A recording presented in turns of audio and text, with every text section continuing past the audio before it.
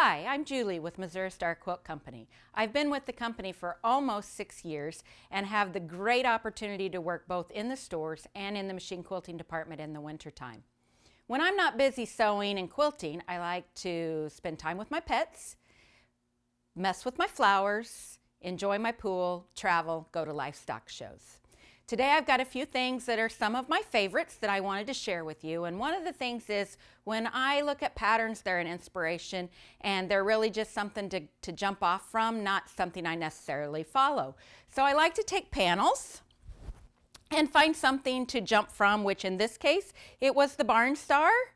And that led me to picking out the blue, the red, the orange that went along with the panel and creating just a simple little ribbon border with stars at each corner and turned into a really fun panel, made it into a throw size. I put a little neutral on the back and a fun pumpkin pattern on it and made a fun fall throw. So I'd love to create my own patterns with panels.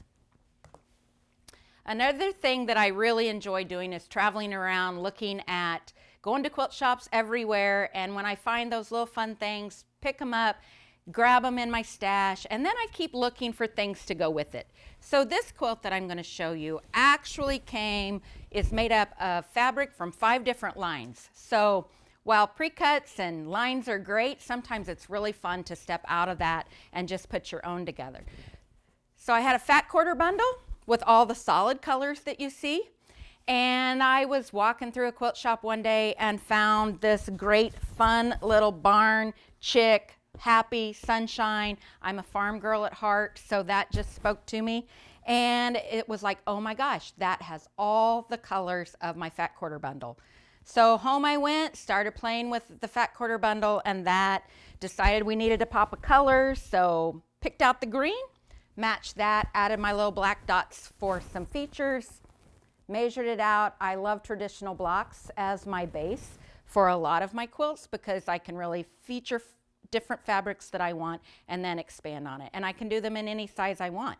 So measure out what I want my center and go from there. So it ended up being a variety of lines. Then I was at another shop and found this backing, and it's like, oh, I think that's going to be perfect. So home it went. And sure enough, put sunflowers on it because they're bright, sunny, and cheery, and made my farm sunshine quilt. Then we all have those things that we're a little fearful about. And for me, it was little pieces. And I had seen some amazing things while I was in the quilting department, but they just overwhelmed me. It's like, I just don't think I can do that. So that became my mission, to work on little pieces. So I'd seen this little pattern in a book, and I actually followed the pattern, except I changed up the colors, and started working with little tiny pieces, which the log cabin blocks are like a 1/2 inch wide. So it was tiny, and that was a really big step for me. I don't always have a lot of patience. I like to get projects going and get them done. So the tiny pieces was a trip for me, but when I got this all done, I felt very accomplished. So I tackled another one with little 3-inch stars. Again, little tiny pieces, but a lot of fun to do. So that's my advice. If something intimidates you, just go for a little project. Give it a whirl, because I think you'll be amazed at what you can do even when we think we can't. So that's my show and tell I've shared with you. I hope you'll share with us at #MSQC Show and Tell. Thanks.